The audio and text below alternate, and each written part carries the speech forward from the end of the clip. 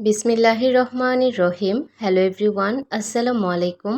সবাই কেমন আছেন? আশা করছি আল্লাহর রহমতে সবাই খুব ভালো আছেন।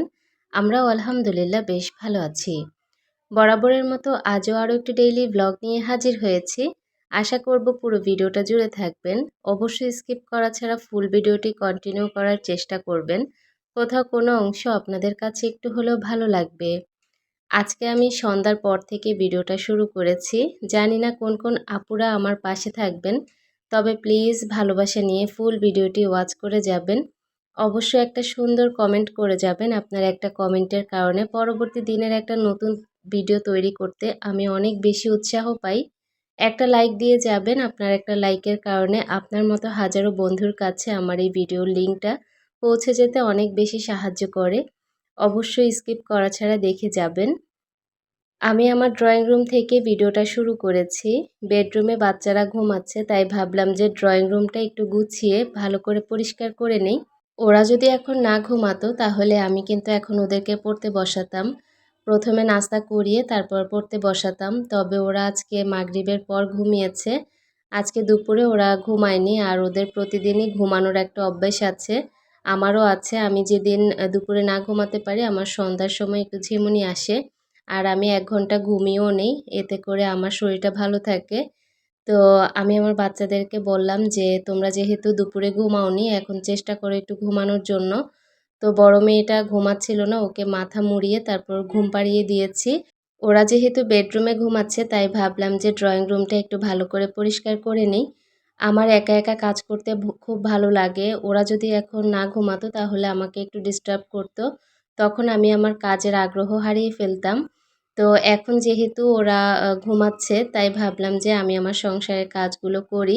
আমার একাকিত্ব জিনিসটা খুব ভালো লাগে। একা একা কাজ করতে ভালো লাগে, একা একা গান শুনতে ভালো লাগে, একা একা টিভি দেখতে ভালো লাগে। তবে একা একা কিন্তু কখনোই কিছু করা হয় না। ওই যে বাচ্চারা আছে, সব মিলিয়ে সবাইকে সময় দিতে হয়।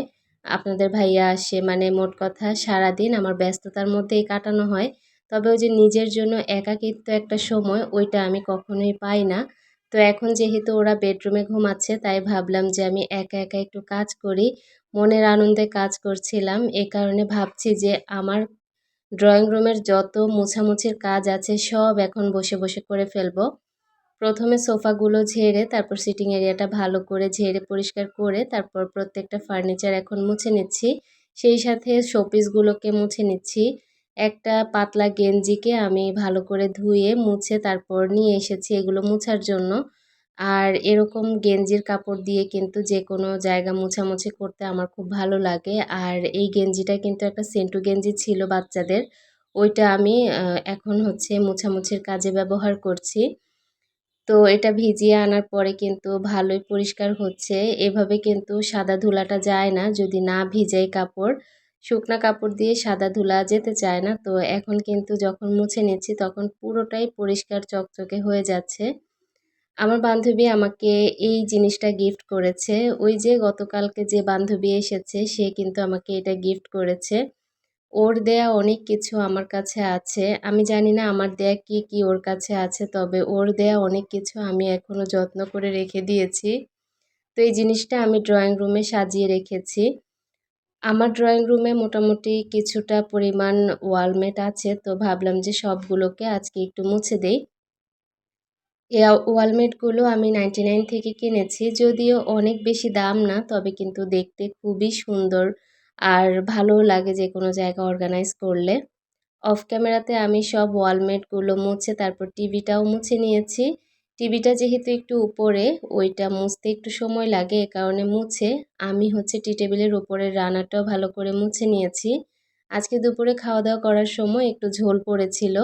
দেখলাম যে একটু কালার হয়ে গিয়েছে, হলুদ কালার, ওটাকে ভালো করে মুছে উঠিয়ে নিয়েছি।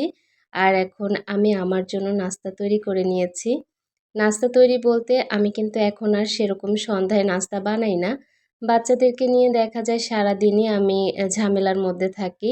এ কারণে ভাবি যে সন্ধ্যার পর যদি নাস্তাও বানাই তাহলে কিন্তু অনেক বেশি দেরি হয়ে যায় সব কিছুতে।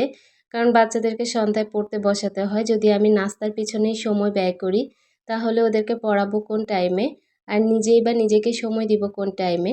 স্পেশাল কিছু দিন ছাড়া বা স্পেশাল কিছু মেনু ছাড়া আমি কিন্তু কখনোই সন্ধ্যায় নাস্তা বানাই না। শুধুমাত্র আমার জন্য একটু চা করে নিয়েছি, সেই সাথে 3টা বাকরখানি নিয়ে নিয়েছি। যতটা খেতে পারবো ততটাই খাবো। এখন নিজের ভিডিও ছেড়ে তারপর সুন্দরভাবে আমি এই চাটা উপভোগ করছি। আমার কাছে এই সময়টা খুবই ভালো লাগছে। আমার আজকের ভিডিও আপনাদের কাছে কেমন লাগবে জানি না, তবে প্লিজ আপুরা একটা লাইক দিয়ে ফুল ভিডিওটি কন্টিনিউ করবেন। আমার ভিডিও যদি ভালো লেগে থাকে তাহলে আমার চ্যানেলটিকে সাবস্ক্রাইব করে পাশে থাকা বেল বাটনের অল অপশনটি প্রেস করে রাখবেন। এতে করে আমি যখনই ভিডিও আপলোড করব সবার আগে আপনাদের কাছে নোটিফিকেশন পৌঁছে যাবে। আপনারা চাইলেই সময় সুযোগ করে আমার ভিডিওটা দেখে নিতে পারবেন।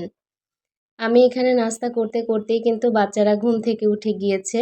ওদেরকে ফ্রেশ করিয়ে নাস্তা করিয়ে নিয়েছি। ওদেরকে আজকে আম আর বাকরখানি দিয়েছি। ওরা খেয়ে তারপরেই তো একজন কান্নাকাটি করছে, আরেকজন পড়াশোনা করছে। একজনের কান্নার কারণ হচ্ছে ওই যে অটাইমে ঘুমানো, এ কারণেই সে কান্নাকাটি করছে ছোটজন, আর বড়জনকে পড়তে বসিয়েছি। বড়জনের উপরে অনেক বেশি চাপ পড়ে যায়, কি করব বুঝতে পারছি না। আরবি মিস, বাংলা মিস, সেই সাথে স্কুল সব কিছু মিলিয়ে ওর উপরে অনেক দখল যায়। কিছুই করার নেই, একটু তো কষ্ট করতেই হবে। বড় মেয়েকে লিখতে বসিয়ে রেখে তারপর ছোট বাবুকে আমি একটু কান্নাটা থামিয়ে নিয়ে এসেছি। এখন আমার পাশেই বসিয়ে রেখেছি মোড়ার উপরে, আর আমি এখন বেডরুমের বেডটাকে ভালো করে ঝেড়ে নিচ্ছি। এটা কিন্তু পরিষ্কার করাই ছিল, তবে ওই যে বাচ্চারা ঘুমাচ্ছিল, ওরা হচ্ছে ঘুমানোর সময় অনেক বেশি নড়াচড়া করে। আর এত বেশি নড়াচড়া করে আমার বড় মেয়ে, যার কারণে এই চাদরটা কিন্তু একদম কুঁচকিয়ে যায়। তো এই তো চাদরটা টান টান করে তারপর আমি গুছিয়ে নিচ্ছি। তারপর আমার সংসার অন্যান্য কাজগুলো করে নেব। আগামীকাল যেহেতু স্কুল আছে, আমাকে কিন্তু আগামীকালেরও কিছু প্রস্তুতি নিতে হবে। সকালের জন্য আমি কিন্তু নাস্তা বানিয়ে রাখবো। সকালে রুটি বানাতে গেলে ওদেরকে স্কুলে নিয়ে যাওয়া, সেই সাথে ওদেরকে নাস্তা করিয়ে না দিলে আপনাদের ভাইয়াও খুব বিরক্ত হয়। আমার কাছেও খারাপ লাগে, এ কারণে আমি রাতেই রুটিটা বানিয়ে রাখি, যেন সকালে ওদেরকে একটা ডিম ভাজি করে তারপর রুটিটা খাইয়ে নিতে পারি। যদি অল্প একটুও খায় তাও কিন্তু ভালো, না হলে 11টা পর্যন্ত পেটটা খালি রাখলে এটা কিন্তু পরবর্তীতে গ্যাস্ট্রিকের সমস্যা হবে। সব দিকেই তো মেনটেন করতে হয়, এই কারণে আমি সকালের নাস্তাটা রাতেই বানিয়ে ফেলি। আমার ওয়ার্ড্রোবের উপরটা কতটা সাদা হয়েছিল হয়তোবা আপনারা ভিডিওতে দেখেই বুঝতে পেরেছেন। ওয়ার্ড্রোবের উপরটা ভালো করে মুছে তারপর ড্রেসিং টেবিলটাও একটু পরিষ্কার করে নিচ্ছি। যদিও এখন মাগরিবের সময় সব কিছুই গুছানো আছে, কারণ দুপুরে যেহেতু একদম টিপটপ করে সব গুছানো হয়েছে, মাগরিবের সময়টা শুধু আমি একটু হালকা যে ধুলাবালি আছে সেগুলো ঝেড়ে নিচ্ছি। এখন যে ঝাড়া মোছা করছি এর ফলে কি হবে জানেন? প্রতিদিন সকালবেলা একদম শান্তিতে কাজটা শুরু করা যায়। যেমন সকালের কাজগুলো কিন্তু এখনই করে ফেলেছি, যার কারণে সকালটা কিন্তু আমার এই কাজগুলো আর করতে হবে না। যেদিন আমি রাতে কাজ গুছাই সেদিন আমার সকালে আর কোনো কাজ থাকে না, তখন খুবই ভালো লাগে। আপনাদের সাথে কথা বলতে বলতে আমি কিন্তু প্রত্যেকটা ফার্নিচার তারপর শোপিস সব ভালো করে মুছে পরিষ্কার করে বেডরুমটাও গুছিয়ে নিয়েছি। এখন একটা লুঙ্গি রেখে দিয়েছি আপনাদের ভাইয়ার, কারণ সে তো একটু পরে বাসায় চলে আসবে। আসার পর যেন আমাকে ডাকাডাকি না করে, এ কারণে লুঙ্গিটাও রেখে দিয়েছি। ও এখান থেকেই পরে নেবে। আগামীকাল যেহেতু বাচ্চাদের স্কুল আছে, তো ভাবলাম যে একটু আয়রন করে রেখে দিই। প্রতিদিন সকালবেলা আমার একটা বাধ্যতামূলক রুটিন হলো, আমি প্রতিদিন সকালে আয়রন করে ওদেরকে স্কুলে পাঠাই। আগের দিন যদি আয়রন করি সেটাতেও কোনো সমস্যা নেই। আমি হচ্ছে প্রতিদিন ওদেরকে সকালে স্কুলে যাওয়ার সময় জামা কাপড়গুলো একটা ডলা হলেও দিয়ে দেই আয়রন দিয়ে, না হলে আমার কাছে না সেরকম মনে শান্তি লাগে না। বাচ্চাদের পোশাক আশাকেই বাচ্চাদেরকে ভালো লাগে, আর এটা যদি একদম কুঁচকানো থাকে তাহলে তো আর দেখতে ভালো লাগে না, তাই না? বাচ্চারা কত বাচ্চাদের সাথে মেশে। তো এই কারণে আমি হচ্ছে সুন্দর করে ওদেরকে টান টান করে আয়রন করে পরিয়ে তারপর স্কুলে পাঠাই। তো এখন ছোট মেয়ের শার্টটাকে একটু আয়রন করে নিচ্ছি, তারপর বড় মেয়েরগুলোও আয়রন করে নেব। এগুলো করতে কিন্তু আমার না কোমরে অনেকটা চাপ পড়ে যায়, কারণ দাঁড়িয়ে দাঁড়িয়ে তারপর কোমরটা গুজিয়ে তারপর এগুলো আয়রন করতে হয়। যদি বসে করতে পারতাম তাহলে হয়তোবা ভালো হতো। তবে আমার আয়রনটা এমন একটা জায়গায় লাগাতে হয়, ওখানে কিন্তু বসার কোনো সিস্টেম নেই। বসে করতে পারবো না, তাহলে তারে টান খাবে, এই কারণে কিন্তু আমাকে দাঁড়িয়ে দাঁড়িয়েই করতে হয়। শুধুমাত্র যে ওদেরটা করব তা কিন্তু না, আগামীকাল আপনাদের ভাইয়া যা পরে যাবে দোকানে অথবা বাচ্চাকে স্কুল থেকে আনতে, সেগুলোও কিন্তু আমি এখন আয়রন করে রাখবো। এই তো আপনাদের সাথে কথা বলতে বলতে অফ ক্যামেরাতে কিন্তু আমি এই তো সব আয়রন করে নিয়েছি। বড় মেয়ের, ছোট মেয়ের সব আয়রন করে আইডি কার্ডগুলো গুছিয়ে রাখছি যেন পরের দিন আমাকে আর কোনো দৌড়োদৌড়ি করতে না হয়। আমি না খুব গুছিয়ে কাজ করতে পছন্দ করি। আমি অগ্রিম কাজ করতে পছন্দ করি। যেমন হুটহাট করে কাজ করলে না আমার সেটা কাজ করা হয়ে ওঠে না। মানে আমার কাছে খুবই ঝামেলার মনে হয়, এই কারণে আমি অগ্রিম কাজগুলো করি। বাচ্চাদের সব জামাকাপড় গুছিয়ে আমি সোফার উপরে রেখে এসেছি। ওই সোফার উপরেই কিন্তু ওদের ব্যাগ, তারপর যেকোনো স্কুলের জিনিসপত্র সবসময় রেখে দেই আমি গুছিয়ে। কারণ আপনাদের ভাইয়া যেহেতু সকালে ঘুমিয়ে থাকে, দেখা যায় যে অন্য জায়গায় রাখলে ওখানে শব্দ হলেও ঘুম থেকে উঠে যায়। এই কারণে আমি সবসময় আমার সোফার উপরে ওগুলো গুছিয়ে রাখি যেন সকালে আমরা সোফার রুমে এসে রেডি হয়ে তারপর স্কুলে চলে যেতে পারি। বাচ্চাদের ওয়াটার পটগুলোকেও এখন একটু ধুয়ে নিচ্ছি। এগুলো ওই যে বৃহস্পতিবার এনে রেখে দিয়েছিলাম, তারপর তো আর ধোয়া হয়নি। আমি প্রতিদিন ওদেরকে ধুয়ে তারপর পানি ভরে দেই। আমার কাছে এটা খুবই ভালো লাগে, না হলে আমি মনে একদমই শান্তি পাই না। তো এখন ধুয়ে তারপর রেখে দিব, পরবর্তীতে সকালবেলা আমি পানিটা ভরে দেব। আর বাচ্চাদেরকে সেরকম একটা টিফিন দেই না, ছোট মেয়ের যেহেতু অল্প কিছুক্ষণ ক্লাস হয়, ওকে সকালে একটু নাস্তা করিয়ে দেই আর বাসায় আসার পর নাস্তা করাই।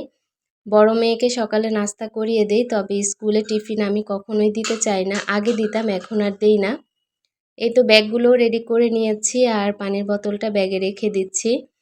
আমার আজকের ভিডিওর একদম শেষ প্রান্তে চলে এসেছি। জানি না আমার আজকের ভিডিও আপনাদের কাছে কেমন লেগেছে, তবে প্লিজ আপনারা ভালোবাসা নিয়ে দেখবেন। আজকের মতো বিদায়, আল্লাহ হাফিজ।